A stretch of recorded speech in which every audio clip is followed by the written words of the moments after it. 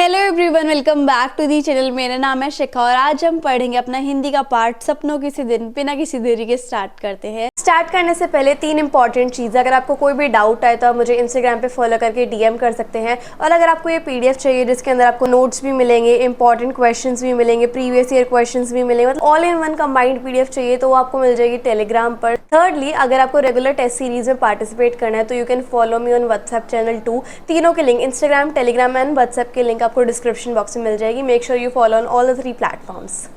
तो लेखक कहते हैं कि उनका जो बचपन है वो कैसे बीता। साथ में खेलने वाले बच्चे होते थे उनके साथ, है ना। और सब जो है नंगे पैर खेलते रहते थे। फटी मैली सी कच्छी होती थी, फटे से कुर्ते, और उसके बटन टूटे हुए थे, बाल बिखरे हुए रहते थे। मतलब ऐसा हुलिया बता रहे हुए, है ना। और वो सारे खेल खेलते थे, धूल से लिपटे हुए, पैर छिले हुए हैं, घुटने भी छिले हुए हैं, और टखने के बीच का जो टांग का मांस है वो भी, उस पर भी रगड़ लगी हुई है और उसके अंदर से खून निकल रहा है, और उसी खून के ऊपर रेत मिट्टी लगी हुई है ना। और वो जब खून में सने हुए, रेत मिट्टी में सने हुए अपने घर आते थे तो उनकी जो माँ और बहन हैं वो उन पर तरस नहीं खाती थी बल्कि और ज़्यादा पीट देती थी। कई बच्चों के पिता तो इतने ज़्यादा गुस्से वाले होते थे कि बच्चों को पीटना शुरू करते थे, तो ये ध्यान नहीं रखते थे कि छोटे बच्चों के नाक से या फिर मुंह से लहू आने लग गया है, और ये भी नहीं पूछते थे कि चोट कहाँ लगी। लेकिन इतनी बुरी पिटाई के बाद भी वो बच्चे अगले दिन सब कुछ भूल के खेलने के लिए चले जाते थे। लेखक कहते हैं कि ये बात उनको तब समझ में आई जब वो टीचर की ट्रेनिंग ले रहे थे, और तब एक्चुअली वो चाइल्ड साइकोलॉजी पढ़ रहे थे। तब उन्हें बात समझ में आई कि इतना पिटने के बाद अगले दिन हम खेलने भी चले जाया करते। तो लेखक कहते हैं कि कुछ परिवार के जो बच्चे हैं वो तो स्कूल भी नहीं जाते थे, है ना। जो बच्चे गए भी हैं स्कूल, उनको पढ़ाई में रुचि नहीं होती थी, तो अपना बस्ता जो है वो तालाब में फेंक देते थे, और उनके मम्मी पापा भी नहीं पूछते थे कि वो स्कूल जाएंगे या नहीं जाएंगे। जैसे जो मन करता था वो उनके मम्मी पापा भी उन्हें फोर्स नहीं करते थे, है ना। वो सोचते थे, यहाँ तक कि जो राशन की दुकान वाला है या फिर जो किसान जो फसल को खरीदते और बेचते हैं, वो भी अपने बच्चों को स्कूल जाना ज़रूरी, स्कूल भेजना ज़रूरी नहीं समझते थे कि क्या करेगा स्कूल जाके, इस टाइप से। वो कहते हैं कि उनके बच्चे जब थोड़े से बड़े हो जाएंगे तो पंडित घनश्याम दास से हिसाब किताब करना सिखवा देंगे अपने बच्चों को, या फिर पंजाब की जो प्राचीन लिपि है उसको पढ़ना सिखवा देंगे। तो इस तरीके से हमारे बच्चे को गुजारा चल जाएगा, पढ़ने लिखने की ज़रूरत उसको है नहीं। लेखक कहते हैं कि बचपन में किसी को भी स्कूल के उस कमरे में बैठकर पढ़ाई करना अच्छा नहीं लगता था। मतलब जो स्कूल होता था उन कमरों में, उन क्लासरूम में पढ़ना अच्छा नहीं लगता था, कैद जैसा लगता था। बचपन में जो घास होती थी वो बहुत हरी भरी होती थी, फूलों में बहुत ज़्यादा सुगंध आती थी, है ना। और मन जो है वो काफ़ी लुभावना हो जाता था जब वो फूलों की सुगंध को सूंघता था। लेखक कहते हैं कि उस समय जो स्कूल की छोटी छोटी क्यारियाँ होती थी ना, छोटे छोटे लाइक फार्म होते थे, उसके अंदर बहुत अलग अलग टाइप के फूल उगा दिए जाते थे। जैसे एक रो में उन्होंने गुलाब उगा दिया, एक रो में गेंदा, एक रो में जो है वो सफ़ेद कलियाँ भी हुआ करती। तो ये कलियाँ इतनी सुंदर और खूबसूरत होती थी कि वो सारे जो है चुपचाप से उन फूलों को तोड़ लेते थे, चपरासी से छुप के। लेकिन उन्हें ये याद नहीं आ रहा कि वो उन फूलों का करते क्या थे, कि शायद वो तो फूलों को अपने जेब में डाल लेते होंगे, या फिर उनकी जो माँ है वो जब उनके कपड़े धोती थी तो जेब में से फूल को निकाल के फेंक देती होगी। या फिर ऐसा भी हो सकता है कि वो स्कूल से आते वक्त जो लेखक हैं वो बकरी के मेमनों को उन फूलों को खिला जाया करते हैं, है ना। तो उन्हें वो याद नहीं आ रहा कि वो उन फूलों का वो करते क्या थे। फिर वो बाद में कहते हैं कि उनके समय में जो स्कूल होते थे वो साल के शुरू में जैसे स्कूल का नया सेशन स्टार्ट होता था तो 1-1.5 महीना पढ़ाई हुआ करती, और उसके बाद 2-2.5 महीने की छुट्टियां हो जाया करती। तो छुट्टियों में लेखक जो अपनी माँ के साथ नानी के घर चले जाते हैं, वहाँ पर वो खूब दूध दही का खाना, मक्खन खाता था, और उनकी नानी जी जो है उनसे बहुत प्यार करती थी। दोपहर तक लेखक और उनके साथी जो है वो तालाब में नहाते थे।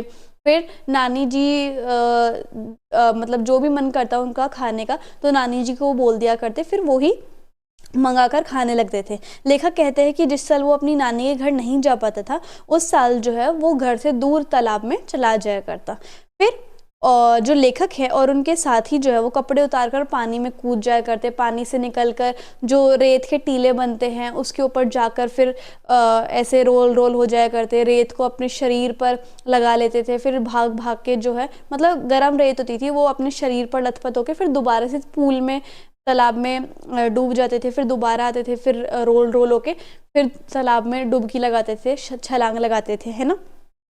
तो वो कहते हैं कि ये मुझे याद नहीं आ रहा कि वो इस तरह दौड़ना, रेत में लौटना और दौड़कर फिर तालाब में कूद जाना, ये सिलसिला 10 बार करते थे, 15 बार करते थे, मुझे पता नहीं है इस चीज़ का। लेखक कहते हैं कि जैसे जैसे छुट्टियों के दिन खत्म होने लग गए तो वो लोग जो है वो दिन गिनना शुरू कर देते थे, ठीक है। कि 1 दिन रह गया, 2 दिन रह गया, 10 दिन रह गए। तो डर के कारण लेखक और उसके साथी जो है वो खेल कूद के साथ साथ तालाब में नहाना भी भूल जाते थे कि हमने तो छुट्टियों का काम करा ही नहीं है और अब क्या होगा, है ना। तो काम ना किया होने के कारण स्कूल में पिटाई का डर होता था कि अब जो है हमें मास्टरों से पिटाई होती थी, है ना। तो वो कहते हैं कि कितने ही सहपाठी ऐसे थे जो छुट्टियों का काम, वो कहते थे कि सहपाठी जो है उन्हें मार खाना कबूल था कि चल एक बार मार पड़ लेगी, पर उन्हें छुट्टियों का काम करना बिल्कुल भी डिज़ायरेबल नहीं था। तो वो कहते थे कि मार खाना सस्ता सौदा है, छुट्टियों का काम कौन करेगा। ऐसे समय में लेखक और उसके साथी का सबसे बड़ा नेता ओमा हुआ करता। तो उन सबके सब आपस में फ्रेंड का एक लीडर हुआ करता ओमा। ओमा की बातें, गालियाँ और उसकी मारपीट का जो ढंग था ना वो सबसे अलग था, वो दिखने में भी बहुत अलग था। तो जो ओमा था उसका सर जो है वो बहुत बड़ा था, मटके जैसा, और उसका 2.5 फुट का कद था, ठीक है। और वो बिल्कुल ऐसा लगता था जैसे बिल्ली के बच्चे के माथे पर तरबूज रख दिया हो, है ना। तो बड़े सिर पर नारियल जैसी आंखें थी उसकी और चेहरा एकदम बंदरिया के बच्चे जैसा और अजीब सा लगता था। जब भी वो लड़ाई होती तो अपने हाथ पैर का यूज़ नहीं करता था, अपने सिर से ही लड़ाई करा करता। तो लेखक कहते हैं कि जिस स्कूल में वो पढ़ता था वो स्कूल बहुत ही छोटा था, उसके अंदर छोटे छोटे 9 कमरे थे और अंग्रेजी की अक्षर एच की तरह रूम्स थे, जैसे यहाँ रूम, फिर उसके बाद बालकनी, यहाँ रूम, इस तरीके से। दाईं और जो है वो पहला कमरा किसका था, हेडमास्टर श्री मदन मोहन शर्मा जी का, वो हेडमास्टर थे। तो जब भी स्कूल की प्रेयर का समय होता वो बाहर आते और देखते थे कि सब बच्चे अपने कद के अनुसार और सीधी लाइन में खड़े हुए हैं, है ना। तो उनके चेहरे पे बहुत ही ज़्यादा खुशी दिखाई देती थी, किनको, प्रिंसिपल को, यानी कि हेडमास्टर श्री मदन मोहन शर्मा जी को। फिर वो अपने अगले अध्यापक के बारे में बताते हैं कि मास्टर प्रीतम चंद वो स्कूल के पीटी थे, है ना। वो देखा करते हैं कि बच्चे जो है वो लाइन में खड़े हुए हैं या नहीं खड़े हुए हैं, कद के अनुसार है या नहीं है। और जो कोई भी लाइन में अच्छे से खड़ा नहीं हुआ करता तो उन्हें ना बहुत ज़्यादा डांट, लात घूसे भी पड़ा करते। तो सबके सब देखा करते अपनी अपनी लाइन को, लात घूसे के डर से, आगे वाला बच्चा भी और पीछे वाला बच्चा भी, कि सब जो है एक कतार में, सीधी कतार में खड़े रहने की कोशिश करते थे। और वो बहुत ही ज़्यादा सख्त अध्यापक थे, कौन, मास्टर प्रीतम चंद, ठीक है। परंतु हेडमास्टर शर्मा जी जो है, जो वो बिल्कुल ही उल्टे व्यवहार के थे, मतलब वो बहुत ज़्यादा लीनियंट थे और पीटी जो है बहुत ज़्यादा स्ट्रिक्ट थे। वह 5वीं और 8वीं कक्षा को अंग्रेजी खुद पढ़ाया करते, कौन, हेडमास्टर जी। किसी को भी याद नहीं था कि 5वीं कक्षा में उन्होंने हेडमास्टर जी को किसी गलती के, मतलब वो बहुत ज़्यादा लीनियंट बिहेवियर के थे और उन्होंने कभी भी किसी भी बच्चे को मारा या डांटा नहीं था। लेखक कहते हैं कि बचपन में स्कूल जाना बिल्कुल भी अच्छा नहीं लगता था, लेकिन 1-2 कारणों की वजह से कभी कभी स्कूल जाना अच्छा भी लगने लगता। जैसे मास्टर प्रीतम सिंह जब परेड कराते थे तो उनके मुँह में सीटी होती थी, लेफ्ट राइट की आवाज़ निकलते हुए मार्च करवाया करते हो, है ना। और फिर जब वो राइट टर्न या लेफ्ट टर्न या अबाउट टर्न कहते थे, सभी विद्यार्थी जो है वो अपने छोटे छोटे जूतों की एड़ियां दबाकर दाएं बाएं या कदम जो है पीछे मोड़ते, जूतों से टक टक करते और ऐसे घमंड के साथ चलते जैसे वो सब विद्यार्थी नहीं है बल्कि कोई एक बहुत महत्वपूर्ण आदमी है, जैसे कोई देश का फौजी है। मतलब बच्चे इस तरीके से परेड करा करते हैं। स्काउटिंग करते वक्त, जैसे स्काउटिंग होती थी तो कोई भी विद्यार्थी अगर गलती ना करता तो पीटी को बहुत ज़्यादा अच्छा लगता और वो अपनी चमकीली आंखों से हल्के से झपकते और सभी विद्यार्थियों को शाबाश कहते थे। उनका शाबाश ऐसा होता था जैसे कि कोई फौज में मेडल जीत लिया हो बच्चों ने, है ना। लेखक कहते हैं कि हर साल जब वो अगली कक्षा में प्रवेश करते थे, जब बच्चे जो है अगली कक्षा में जब एंट्री करते थे हर साल, तो उन्हें पुरानी पुस्तकें मिला करती। जो स्कूल के हेडमास्टर हैं वो किसी अमीर घर के लड़के को घर पे पढ़ाने जाया करते, तो जब उसकी पढ़ाई खत्म हो जाती थी तो उसकी बुक जो है वो ले लिया करते और किसको दे दिया करते, लेखक को दे दिया करते, ताकि वो जो है आराम से पढ़ पाए। और वो जो धनी घर का लड़का था वो लेखक से 1 क्लास आगे था, तो उसकी पुरानी किताबें लेखक के काम आ जाया करती, क्योंकि पुस्तक जो है वो लेखक के घर वाले तो उसे दिलाते नहीं है, तो इस कारण उसकी पढ़ाई भी छूट जाती है। लेकिन जो हेडमास्टर थे वो ऐसा चाहते नहीं थे, इसलिए वो बुक्स खुद ही अरेंज करा दिया करते, है ना।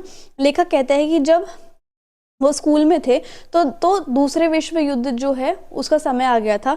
लोगों को फौज में भर्ती करने के लिए गांव में अवसर आते रहते थे और नौटंकियां भी हुआ करती। वो रात को खुले मैदान में तंबू लगाकर जो लोगों को फौज के सुख आराम बहादुरी के दृश्य दिखाकर फौज में भर्ती करने के लिए आकर्षित करते थे कि फौज में आ जाओ, ऐसे है, सुख सुविधा तुम्हें मिलेगी। इतनी सारी बातों की वजह से कुछ नौजवान फौज में भर्ती होने के लिए तैयार भी हो जाया करते। जैसे पहले जो है वो ये कंपलसरी हो गया था कि हर घर में से कोई एक इंसान फौज में होना ही होना चाहिए, इस तरीके से। तो लेखक कहते हैं कि उन्होंने कभी भी मास्टर प्रीतम चंद को स्कूल के समय मुस्कुराते या हंसते हुए नहीं देखा था, क्योंकि वो स्ट्रिक्ट थे ही ऑलरेडी, है ना। उनका छोटा कद, दुबला पतला लेकिन बहुत ज्यादा पुष्ट शरीर था, मजबूत शरीर था, है ना। और मास्टर के चेहरे पे ना माता के जो दाने हैं वो आज भी थे, ठीक है। और मास्टर के चेहरे पर माता के दाने जो थे वो काफ़ी ज़्यादा हैं, है ना। तेज़ आंखें, खाकी वर्दी, चमड़े के चौड़े पंजे वाले जूते वो पहनते थे। सभी बच्चों को भयभीत कर देते थे वो अपने हुलिये से। लेखक अपनी पूरी